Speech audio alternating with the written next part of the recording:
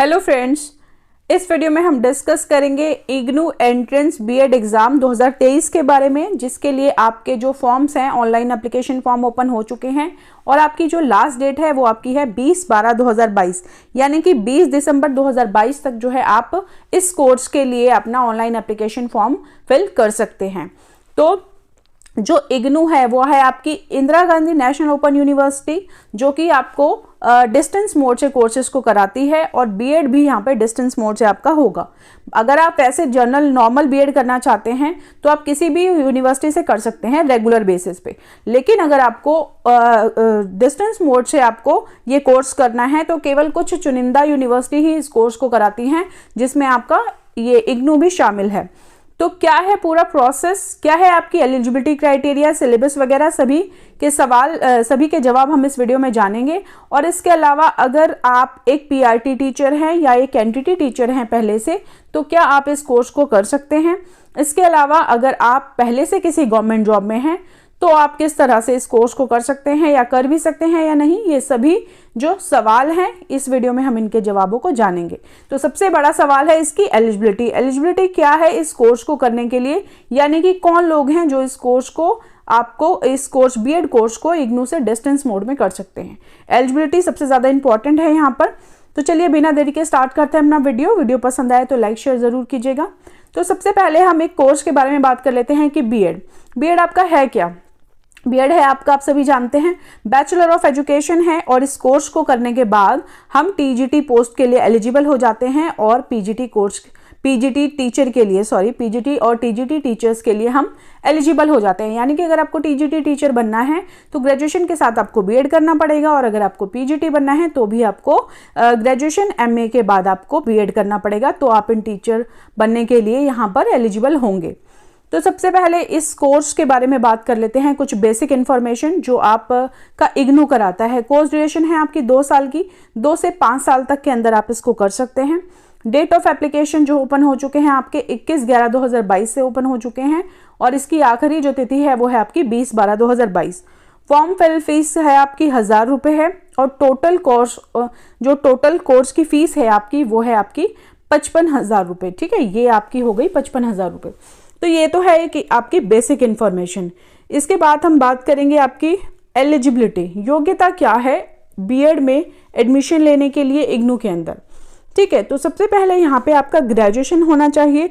Graduation के बाद ही आप चाहे आप इग्नू से करें या कहीं से भी करें, ग्रेजुएशन एक मिनिमम क्वालिफिकेशन आपकी बीएड के लिए होनी चाहिए। उसके अलावा क्या होना चाहिए आपका, मैंने यहाँ पे सिंपल लैंग्वेज में लिखा है, जो आपकी इग्नू द्वारा वेबसाइट पे दिया हुआ है, मैं वो भी आपको दिखा दूंगी। रेगुलर टीचर एजुकेशन प्रोग्राम, यानी कि आपने regular, not distance mode, regular कोई टीचिंग आपका प्रोग्राम होना चाहिए, कोई टीचिंग कोर्स होना चाहिए आपका, जिसमें आपका हो सकता है जेबीटी, बीटीसी, डीएड, बीएलएड, जो कि आपका एनसीटीई रिकॉग्नाइज्ड होना चाहिए। जो भी आपने कोर्स किया है वो एनसीटीई द्वारा मान्यता प्राप्त होना चाहिए। ठीक है, जो कोर्स आपने जहां से भी किया है वो एनसीटीई अप्रूव्ड होना चाहिए, तभी आप इस कोर्स बीएड के लिए जो है एलिजिबल होंगे। तो इसके साथ ही जो वेबसाइट पे एलिजिबिलिटी दी हुई है मैं वो आपको दिखा देती हूँ। यहाँ पे देख सकते हैं आप बीएड एंट्रेंस टेस्ट जनवरी 2023, यहाँ पे नीचे आप देखेंगे बैचलर ऑफ एजुकेशन बीएड, और यहाँ पे दिया हुआ है आपका एलिजिबिलिटी क्राइटेरिया, ये देख सकते हैं आप। तो क्या होना चाहिए, at least 50% marks either of bachelor education degree, यानी कि आपके बैचलर एजुकेशन में यानी कि बीए में या फिर एमए में आपके जो है मिनिमम 50% मार्क्स होने चाहिए। ठीक है, इसके अलावा अगर आपने बैचलर ऑफ इंजीनियरिंग यानी इंजीनियरिंग बीटेक वगैरह किया हुआ है आपने, तो आपका एलिजिबिलिटी 55% होना चाहिए। ठीक है, इसके साथ ही जो कैटेगरी हैं, जो जिनको रिलैक्सेशन मिलता है उनके लिए 5% का यहाँ पर रिलैक्सेशन है, नीचे आप देख सकते हैं। यानी कि उनके लिए जो क्राइटेरिया है वो 45% मार्क्स का होगा और इसमें हो जाएगा, इस वाले सब्जेक्ट में हो जाएगा उनका 50%। ठीक है, सिंपल है, यहाँ तक आ गए आपको समझ में। इसके अलावा एंड, यहाँ पे एंड लिखा हुआ है और नहीं लिखा हुआ, इस बात का ध्यान दें। यानी कि आपको ग्रेजुएशन के साथ जो नीचे एलिजिबिलिटी दी हुई है ये भी आपकी होनी चाहिए।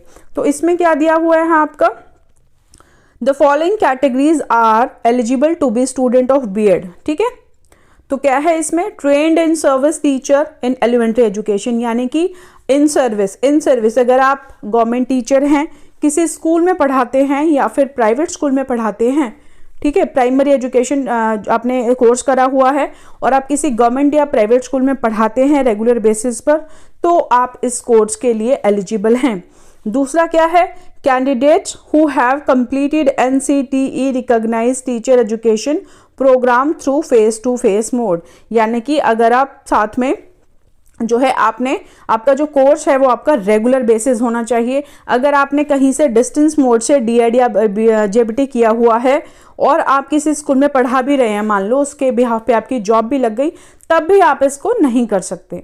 ठीक है, यहाँ पे क्लियर हो गया। तो सबसे पहले होना चाहिए आपका BA, ठीक है, BA होना चाहिए एटलीस्ट 50% मार्क्स के साथ।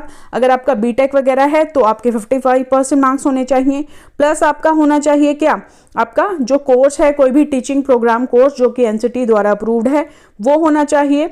आप इसको JBT कह सकते हैं, आप इसको BLED कह सकते हैं, और भी बहुत सारे नाम होते हैं, ठीक है, ET भी बोलते हैं इसे, काफ़ी अलग अलग नाम हैं इनके, DED वगैरह, लेकिन वो रेगुलर बेसिस पे होना चाहिए। और इसके अलावा अगर आप जो है इन सर्विस हैं, ठीक है, तो ये भी आपका होना चाहिए कि आप कहीं ना कहीं पढ़ाते होने चाहिए। तो यहाँ पे ये क्लियर हो गया कि कौन लोग जो है वो एलिजिबल हैं। अगर आप एक PRT टीचर हैं, कहीं भी किसी भी स्टेट में पढ़ा रहे हैं, तो आप इसके लिए एलिजिबल हैं। दूसरा, क्या आप किसी अदर जॉब में हैं, यानी कि अगर आप किसी टीचिंग प्रोफेशन के अलावा किसी अदर जॉब के अंदर हैं, तो क्या आप इसके लिए एलिजिबल हैं? तो जी नहीं, आप इसके लिए एलिजिबल नहीं हैं। अब बात आती है एंटिटी टीचर्स की। एंटिटी टीचर्स के लिए ये है कि जो लाइन यहाँ पर लिखी हुई है, ये एलिमेंट्री एजुकेशन लिखा हुआ है, इसके अकॉर्डिंग जो है एंटिटी टीचर्स जो है वो यहाँ पर एलिजिबल नहीं माने जाएंगे। ठीक है, तो यहाँ पे फिलहाल ये है, बाकी जो भी है आप इसको डिटेल में देख लेंगे, नीचे सारी डिटेल दी हुई हैं। आपका जो ये देखिए यहाँ पे आपका फीस स्ट्रक्चर वगैरह और जो टाइम है। अच्छा, यहाँ पे 2 से 5 साल का मतलब क्या है कि मिनिमम आप 2 साल में तो कर ही सकते हैं। आपका फर्स्ट ईयर हो गया, सेकेंड ईयर हो गया, पर बाई चांस मान लीजिए आपका किसी कारणवश जो है सेकेंड ईयर या फर्स्ट ईयर के कोई एग्जाम स्किप हो गया, आपने नहीं दिए, किसी रीज़न से आप नहीं दे पाए, या कोई एग्जाम आपका रह गया, तो मैक्सिमम 5 साल तक का समय होता है। ठीक है, जैसे कि आपका MA वगैरह के लिए होता है आजकल, तो उस तरह से है ये चीज़। ठीक है, तो ये चीज़ होप सो आपको क्लियर हो गई होंगी।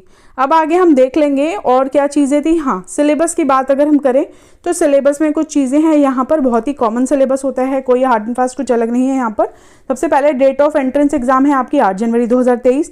मोड ऑफ एग्जाम आपका ऑफलाइन ऑनलाइन भी हो सकता है। ठीक है, टोटल नंबर ऑफ क्वेश्चन आएंगे आपके 100, और जो टोटल मार्क्स होगा वो भी 100 मार्क्स का होगा, यानी कि 100 मार्क्स का पेपर आएगा और हर एक क्वेश्चन आपका एक नंबर का होगा।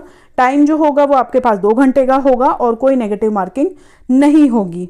ठीक है, तो ये चीज़ तो हो गई आपकी बेसिक। उसके बाद आपका क्या क्या आएगा एग्जाम के अंदर, काफ़ी बेसिक है ये चीज़ें, बहुत ज़्यादा मुश्किल एग्जाम नहीं आता है। पार्ट ए में अगर हम देखेंगे तो जनरल, कॉम्प्रिहेंसिव, इंग्लिश और हिंदी, इनमें से आप एक चूज़ कर सकते हैं, 10 मार्क्स का आएगा। रीजनिंग आपकी 20 मार्क्स की आएगी, जैसे कि आपके नॉर्मल एग्जाम्स में आती है। एजुकेशनल एंड जनरल अवेयरनेस आपकी 25 मार्क्स की है। टीचिंग, लर्निंग एंड स्कूल, ये भी आपका 25 मार्क्स का है। तो ये सब वही चीज़ें हैं जो आपने अपने PRT कोर्स के दौरान या जो भी आपने टीचिंग कोर्स किया होगा उसके दौरान आपने पढ़ी हैं। इसके अलावा, क्योंकि आप सभी जानते हैं जो आपका ये होता है, इसमें सब्जेक्ट स्पेसिफिक होता है एक पार्ट आपका, तो पार्ट B जो है वो आपका सब्जेक्ट स्पेसिफिक होगा। जो भी सब्जेक्ट आप चूज़ करना चाहते हैं, जैसे आपका साइंस हो गया, मैथ्स हो गया, सोशल साइंस हो गया, और एक लैंग्वेज होती है आपके साथ में। ठीक है, तो ये हो जाएगा आपका 20 मार्क्स का यहाँ पे ये चीज़। तो कुल मिला के आपके यहाँ पे 100 मार्क्स हो जाएंगे। ठीक है, तो ये सारी चीज़ें हो गई हैं आपको क्लियर। और इसके अलावा यहाँ पे जो लोग भी पहले से, मान लीजिए आप दिल्ली के अंदर, जैसे कि मैं दिल्ली से हूँ, तो दिल्ली के अंदर आप किसी भी आपने ज्वाइन किया है हाल फिलहाल, या आपने पहले ज्वाइन किया है, आप PRT पोस्ट पर हैं, आप PRT पोस्ट पर हैं और आप B.Ed करना चाहते हैं, तो यहाँ पे जो मैंने एलिजिबिलिटी बताई है, तो वो सभी एलिजिबिलिटी अगर आपकी बनती है तो आप B.Ed कोर्स कर सकते हैं इन सर्विस रह के। ठीक है, सर्विस के दौरान आप डिस्टेंस मोड से जो है IGNOU से ये कोर्स कर सकते हैं। इसके अलावा अदर जो गवर्नमेंट जॉब में अगर आप हैं तो आप इस कोर्स को नहीं कर सकते हैं। तो आई होप आपको ये चीज़ें समझ में आई होंगी कि क्या क्या चीज़ें हैं, कौन जो है वो इस कोर्स के लिए एलिजिबल है और क्या है फ़ायदा आपको बीएड करने का। आप जब भी आप प्रमोशन लेंगे, मान लीजिए पीआरटी से आप टीजीटी के लिए प्रमोशन लेते हैं या फिर डायरेक्ट फॉर्म फिल करते हैं, तो आपको बीए प्लस बीएड चाहिए ही होता है ना, बीए प्लस बीएड चाहिए ही होता है। तो ये आपके लिए हो जाएगा। अगर आप पीजीटी के लिए बाद में अप्लाई करते हैं या पीजीटी के लिए डायरेक्ट अप्लाई करना चाहते हैं या बाद में प्रमोशन टीजीटी के थ्रू लेंगे, तब भी आपका जो है बीएड तो चाहिए ही होता है ना। तो बीएड आपका काफ़ी कंपलसरी है जो आगे की अगर आप प्रमोशन वगैरह लेते हैं इसलिए। इसके अलावा अगर आपको पता होगा तो एनईपी 2020 के अंदर बीएड कोर्स को जो है वो मैंडेट कर दिया है, यानी कि 2030 के बाद जो है आपका बीएड कोर्स मैंडेटरी हो जाएगा, ठीक है। यानी कि उसके बाद शायद ये जो और कोर्सेज हैं जो आपके पीआरटी वगैरह हैं, आप इसको हटा देंगे और आपका बीएड जो है वो 4 साल का मैंडेट कर देंगे, ठीक है। वो खैर बाद की बात है, पर बीएड कोर्स जो है वो आपका आगे आने वाले फ्यूचर में इसका जो भी भविष्य है वो काफ़ी अच्छा होने वाला है, तो आप बेफिक्र होकर इस कोर्स को कर सकते हैं।